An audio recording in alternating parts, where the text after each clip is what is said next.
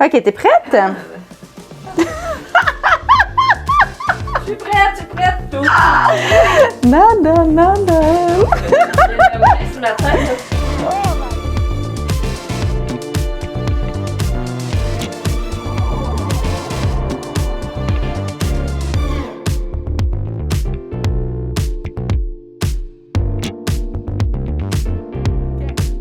Bonjour!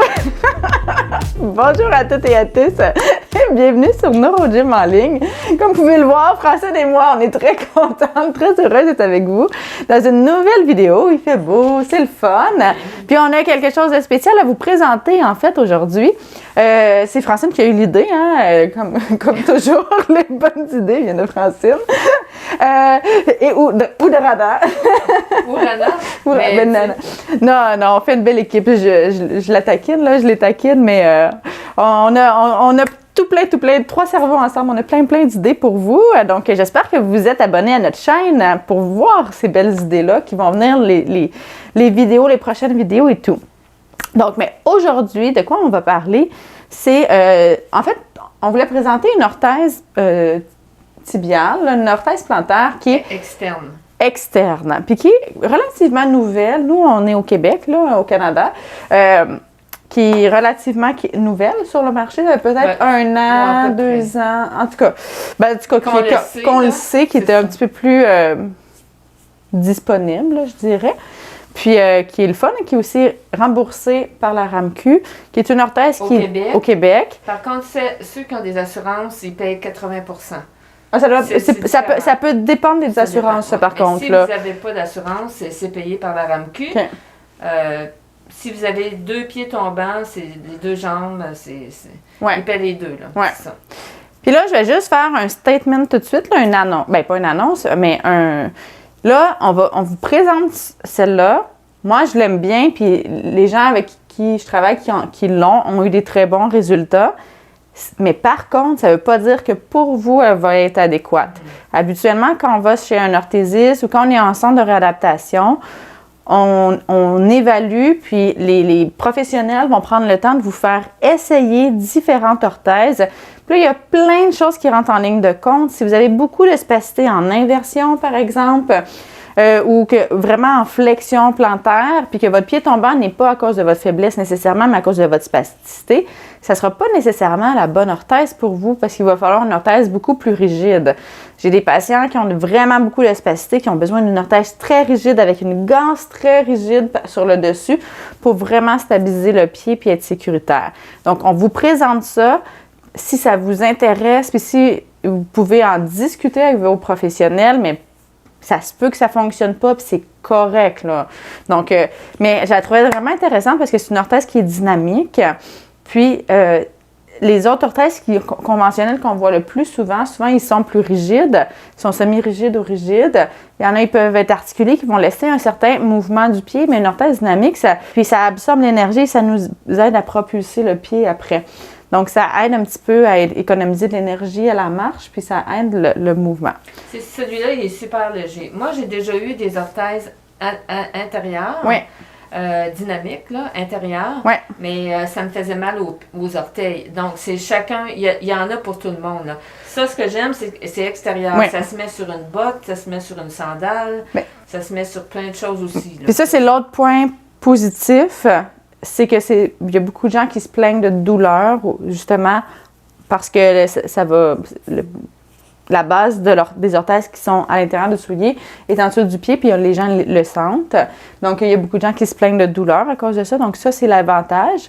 Mais c'est sûr que ça paraît un petit peu plus parce qu'il faut le mettre sur le dessus. Fait que, tu sais, c'est à vous de voir, là. Il y a des gens, toi, t'aimes ça, mais il y a des gens qui pourraient moins aimer ça. Moi, mais tu sais, c'est personnel. Mais je peux le mettre en dessous avec d'autres pantalons, puis ça paraîtrait pas parce que... Sur ton soulier. Mais il faut des souliers à lacets.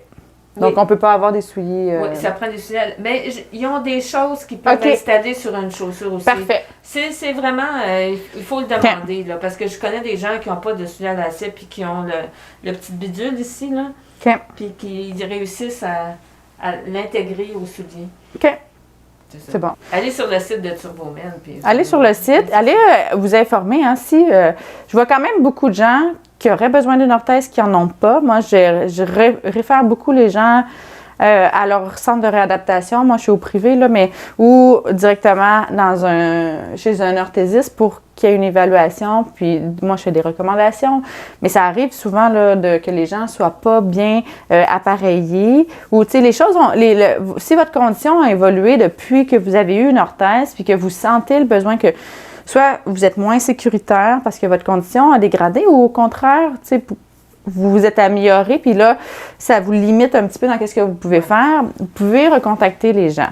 C'est tout à fait vos professionnels, puis leur expliquer la situation. Eux, ils vont juger s'ils peuvent aussi, là. En tout cas, il y a plein, j'embarquerai pas là-dedans, là, mais il y a plein il y a des ressources limitées aussi, donc vous ne serez peut-être pas la priorité, mais ça dépend là, si c'est une question de sécurité, oui. Si c'est pas une question de sécurité, non. Fait que ça va dépendre. Là, je peux pas parler pour les autres, malheureusement, là, mais en fait, c'est normal. Là, mais vous pouvez au moins prendre la chance d'appeler puis de voir s'ils peuvent vous voir. Il y a plusieurs options. Il y a plusieurs options. Moi, j'en ai aussi des orthèses en velcro qui ça fonctionne super bien aussi. On le montrera la prochaine fois. Ça, c'est si je veux marcher. C'est une bonne idée, on va le montrer l'autre. Oui, ben c'est ça. Puis si je veux marcher plus longtemps, ça m'aide vraiment plus. Là. Ça tient bien. Il n'y a pas de lousse ou quoi que ce soit. Là. Donc, mais je ne les ai pas tant essayés que ça encore. Là. Je commence là, parce que je vais me remettre en forme. Après l'hiver, là, des fois on est plus paresseux, on marche moins. On fait des exercices, mais personnellement, j'aime moins marcher pour toutes sortes de raisons. Puis, c'est ça. Là, on recommence. Oui. Donc, mais là, aujourd'hui, on a parlé beaucoup. Déjà. Mais ce qu'on va faire, c'est qu'on va faire des exercices avec les orthèses pour vraiment travailler, soulever le pied, faire des pas dans différentes directions pour se préparer à la marche. Après ça, on va marcher. Donc, que vous ayez d'orthèse ou pas, si vous êtes capable de vous mettre debout, vous pouvez faire les exercices en statique, même si vous ne marchez pas, il n'y a pas de problème. Puis même si ça ne va pas très loin, vous pouvez juste essayer d'initier le mouvement, d'avoir la contraction, il n'y a pas de problème. La seule chose, c'est qu'il faut absolument que vous soyez sécuritaire.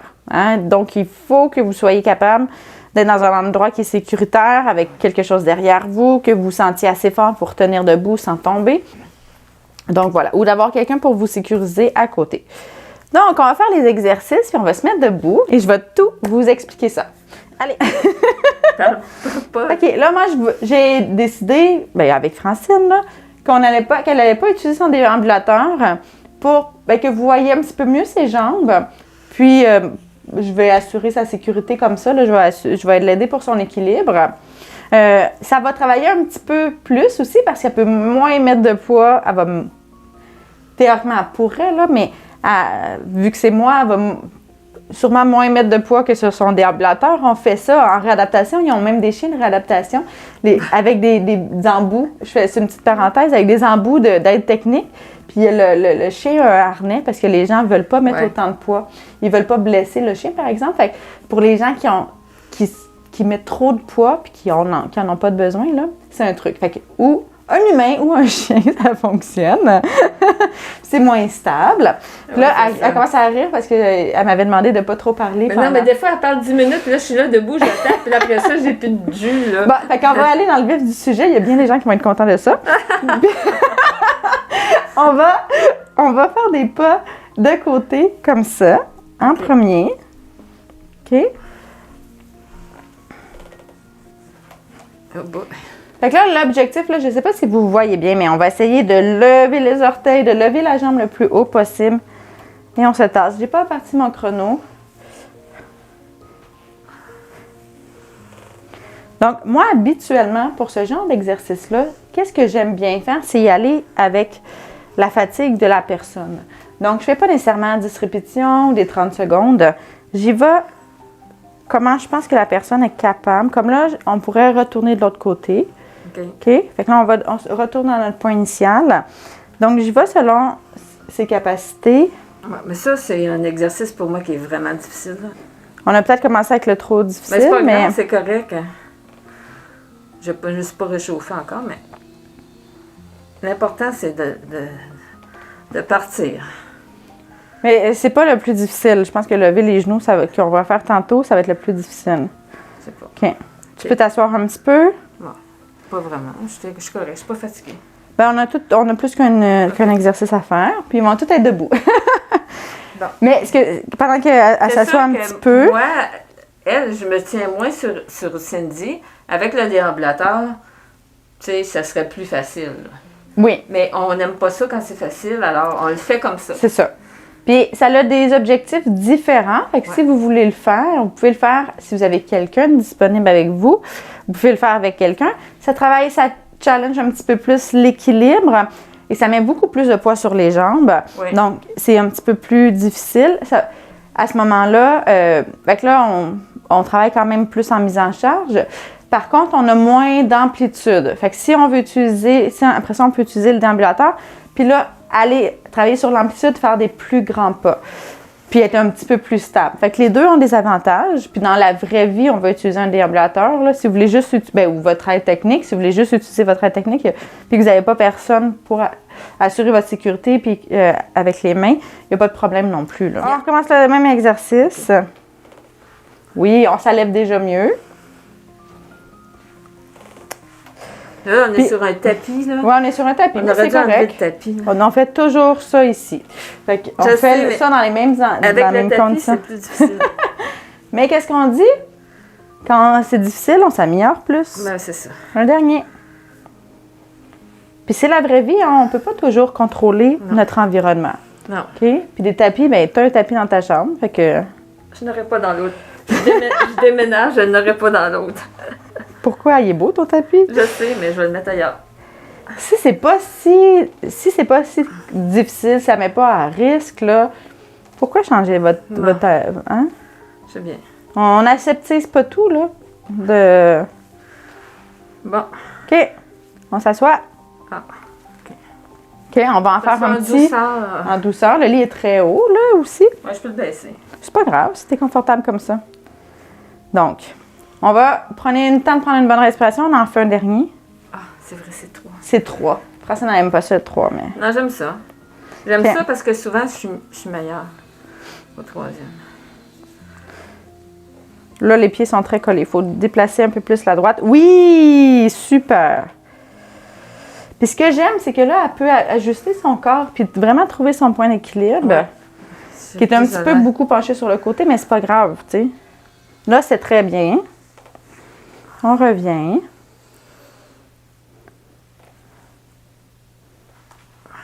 Excellent. Donc, on lève, oui. Tu vois, ça va déjà mieux. Donc, elle trouve ses stratégies motrices pour bien faire l'exercice. C'est excellent. OK. Assis-toi. Maintenant, ce que je vais lui demander de faire, c'est de faire des grands pas devant comme ça et comme ça, en essayant de relever les orteils le plus possible, que ça ne frotte pas au sol. Donc c'est ça qu'on va faire. OK. OK? OK. Un pas en avant. Un pas en avant. Tu ne pas t'écraser tes petits orteils. Là. Je vais me tasser. Ça, c'est ma responsabilité. Parfait. Et on revient. Fait que là, on va voir. Là, c'est un pas derrière aussi. Si vous êtes capable. C'est plus oui, difficile. Ça, je sais. Fait que si vous êtes capable de relever les orteils, que ça ne frotte pas, c'est excellent, ça. Fait que vous voyez. Tourner, c'est plus difficile. Ah! OK. Avec Francine, j'en fais pas faire 10 000, là. C'est correct. Si vous en faites juste un, vous en faites juste un. Elle travaille son équilibre, elle travaille de la mobilité. Là, elle a plus de temps de travailler le contrôle moteur. C'est de relever les orteils un petit peu plus. Puis tu es capable, je pense, d'aller plus loin de ce côté-là. Là, vous remarquerez, Francine, sa jambe la moins forte, c'est la jambe droite. Mais si vous avez remarqué, le côté gauche, son pas gauche, est plus court. Ouais. Là, on pourrait se dire, mais c'est illogique parce que c'est la jambe la plus forte. Bien, quand elle fait son pas, faisant un dernier de chaque côté, quand elle fait son pas à gauche, bien, la jambe droite, c'est la jambe qui est d'appui, de support. Ouais. Puis ça peut être très difficile pour avoir le genou en hyperextension. Puis là, ce qui est le fun avec cette orthèse-là, c'est que ça limite un peu l'hyperextension. Oui. Allez, on repart. OK. On fait quelques pas. On essaie de relever les orteils aussi Hein, quand on va vers l'arrière.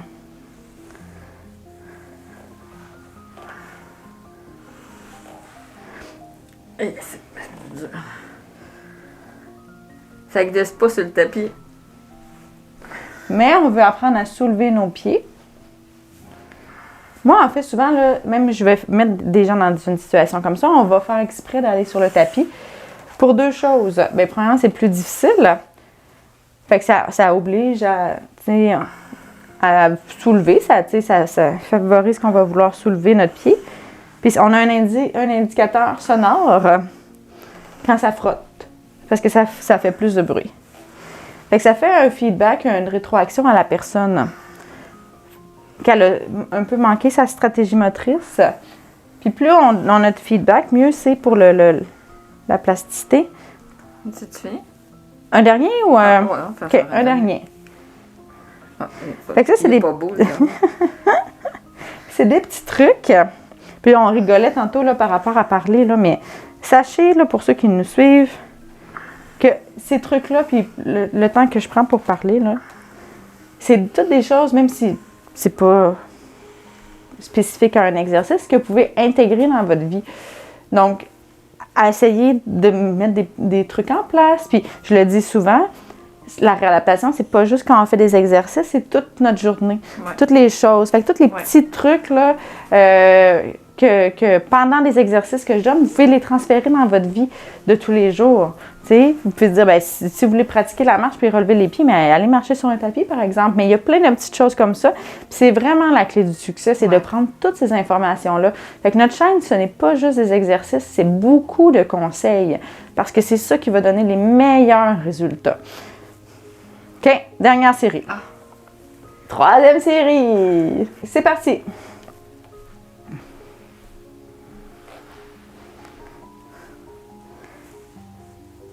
Allez, juste 3 de chaque côté.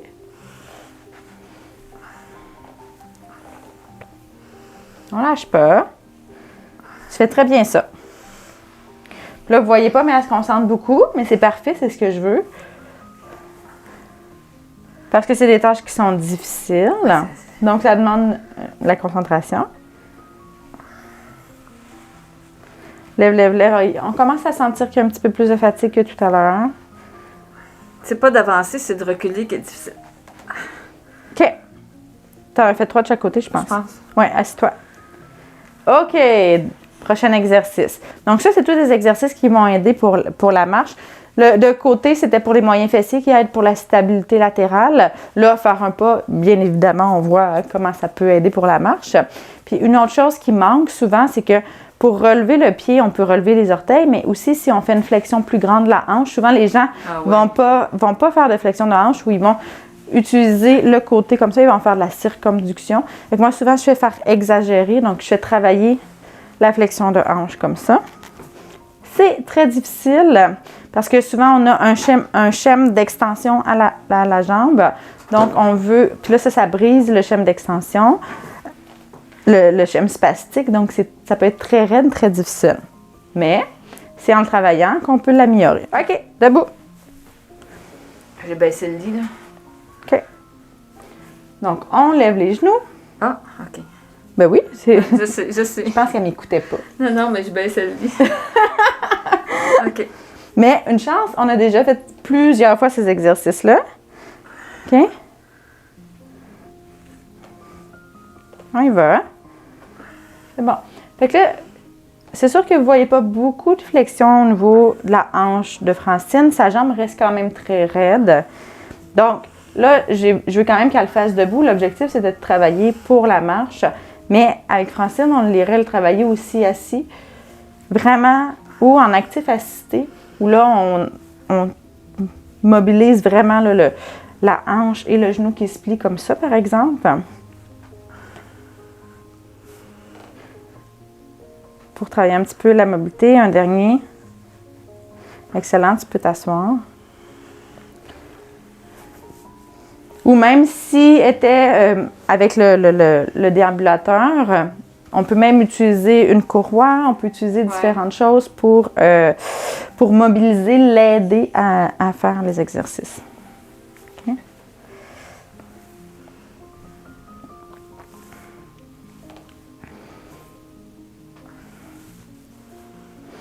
Allez.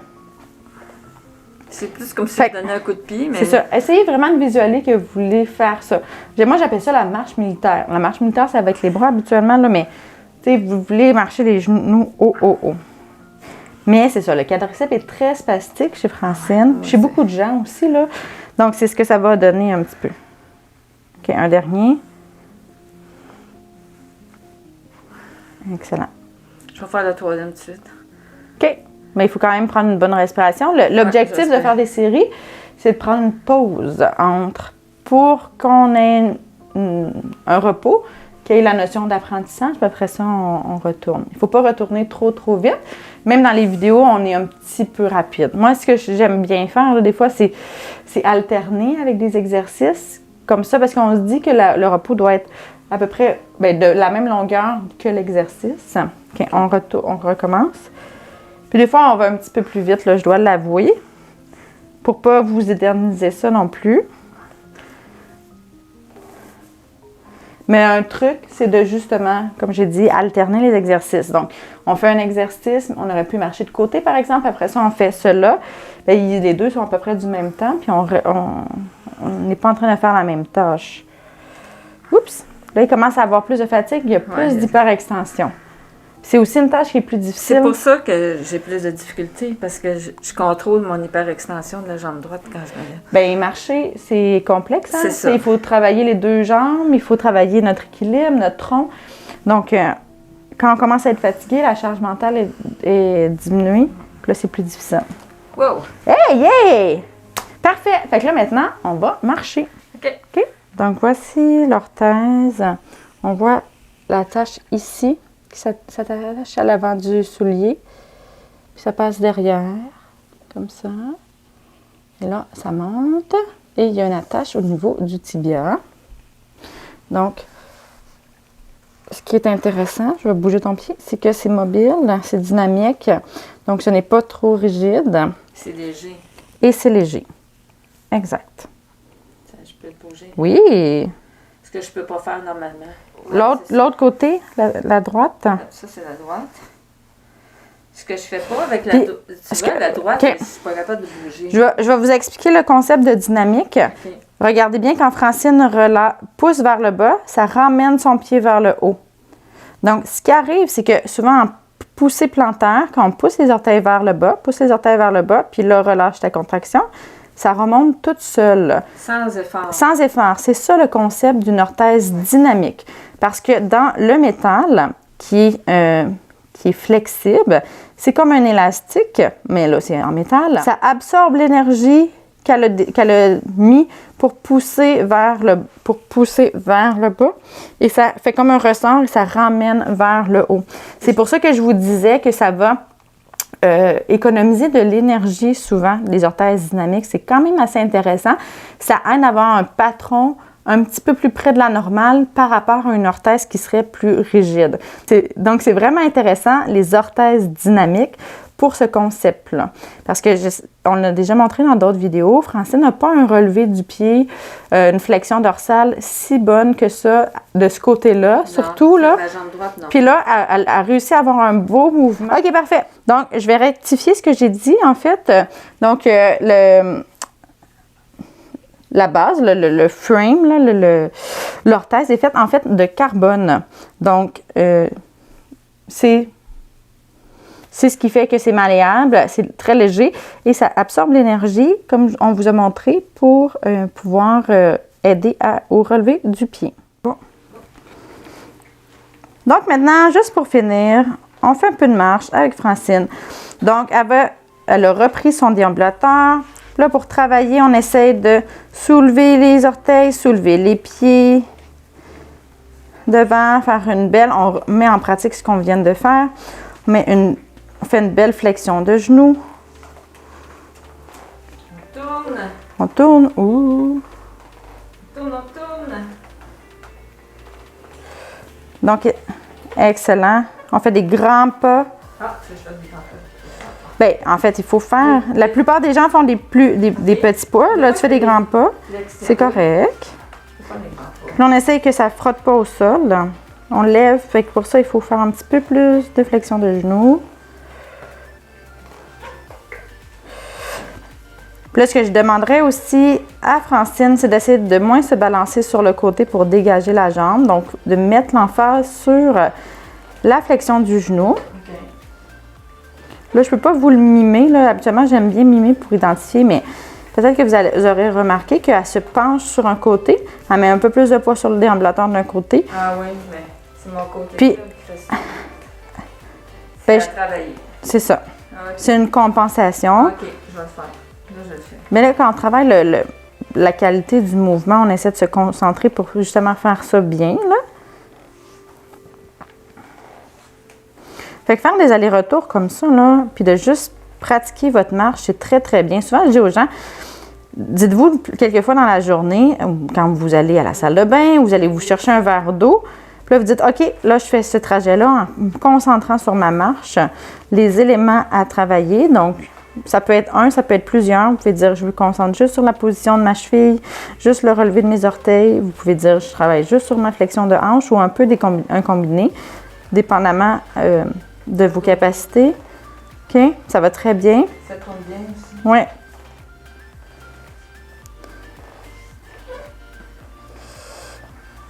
OK, excellent. On va revenir. Pas si grand, hein, mais on va y arriver. Bien, en fait, c'est correct. Ça fait, il faut manœuvrer dans des espaces restreints.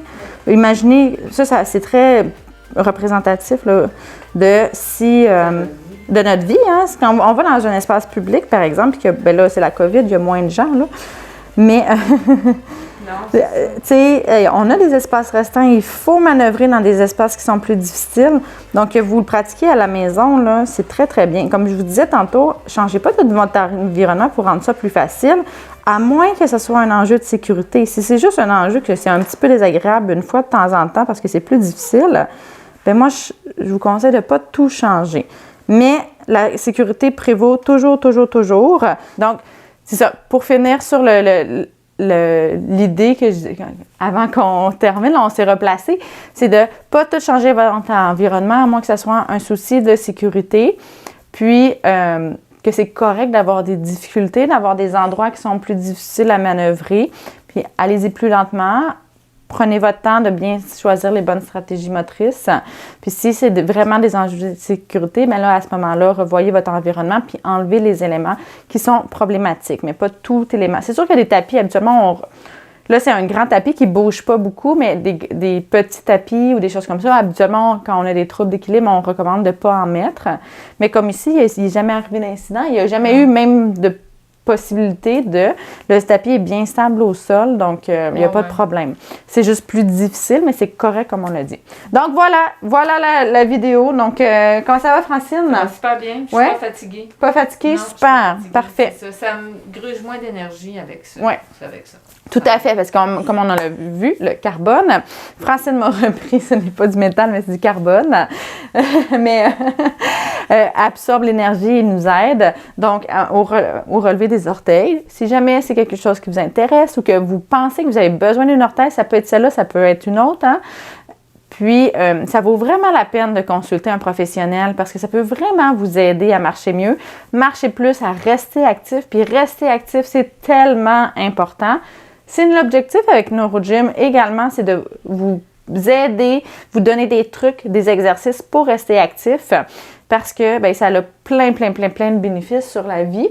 Donc, on partira pas là-dedans. J'ai même fait des vidéos sur ça si ça vous intéresse dans les trucs et conseils sur l'importance de l'activité physique. Donc voilà, assez parlé. On a beaucoup parlé aujourd'hui. On a dit plein de conseils. Donc, on espère que vous avez aimé la vidéo, que ça vous a été utile. Un peu moins d'exercices, mais beaucoup de conseils et de trucs pour travailler la marche. Donc, sachez que vous pouvez faire les exercices sans orthèse. Là, il n'y a absolument pas de problème. Donc, si vous avez aimé la vidéo, on vous invite à faire un pouce sur la vidéo, à faire un j'aime. On vous invite surtout à vous abonner à notre chaîne YouTube. Sachez que ça nous aide beaucoup. Ça aide les gens à trouver les vidéos qui pourraient les aider. Puis vous pouvez aussi partager aux gens là, que vous pensez que ça pourrait intéresser et aider. Donc, mais sur ça, ça a été un grand plaisir. On est très content de vous avoir montré ça. On espère que vous avez aimé. Donc, on vous souhaite une excellente journée. On a hâte de vous voir dans une prochaine vidéo. À bientôt! Bye!